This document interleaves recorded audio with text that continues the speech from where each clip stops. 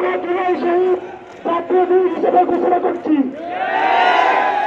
যারা রক্ত থেকে বাংলাদেশ পেয়েছে নতুন স্বাধীনতা, আহতদের আমরা জুলাই যোদ্ধা বীর হিসেবে স্বীকৃতি দিচ্ছি। তাদের সাহস ও রক্তের বিনিময়ে আমরা পেয়েছি গণতন্ত্র, মুক্ত কণ্ঠ এবং ন্যায়ের প্রতিশ্রুতি।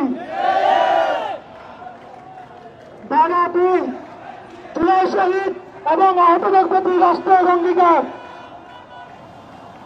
রাষ্ট্র এই মর্মে অঙ্গীকার করছে যে শহীদ পরিবার এবং আহতদের আজীবন সম্মান, চিকিৎসা, শিক্ষা এবং কল্যাণের পূর্ণ নিশ্চয়তা প্রদান করা হবে। শহীদ পরিবার এবং আহতদের প্রতি দায়িত্ব গ্রহণ করা হবে রাষ্ট্রের অবিচ্ছেদ্য কর্তব্য। আহতদের সকল চিকিৎসা, পুনর্বাসন, কর্মসংস্থান ও কল্যাণমূলক দায় রাষ্ট্র সরাসরি বহন করবে। আহত ও শহীদ পরিবারের জন্য আজীবন সম্মানজনক ভাতা নিশ্চিত করা হবে, যা তাদের অধিকার হিসেবে স্বীকৃত থাকবে।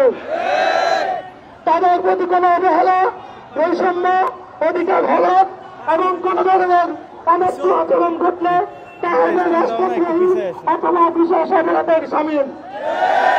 এর বিরুদ্ধে রাষ্ট্র কঠিন ব্যবস্থা নেবে। শহীদ পরিবার ও আহতদের জন্য বিশেষ আইনি সুরক্ষা ও বিশেষ সহায়তা কেন্দ্র স্থাপন করা হবে। ধারা ৩, ন্যায় বিচার ও দায়বদ্ধতা। শহীদ ও আহতদের উপর সংঘটিত দমন পীড়নের জন্য দায়ীদের বিরুদ্ধে আন্তর্জাতিক মানদণ্ডে বিচার কার্য সম্পন্ন করা হবে।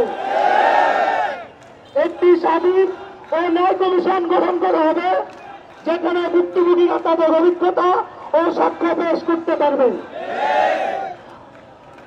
এটা হচ্ছে রাষ্ট্রের প্রতি আমাদের অনুরোধ।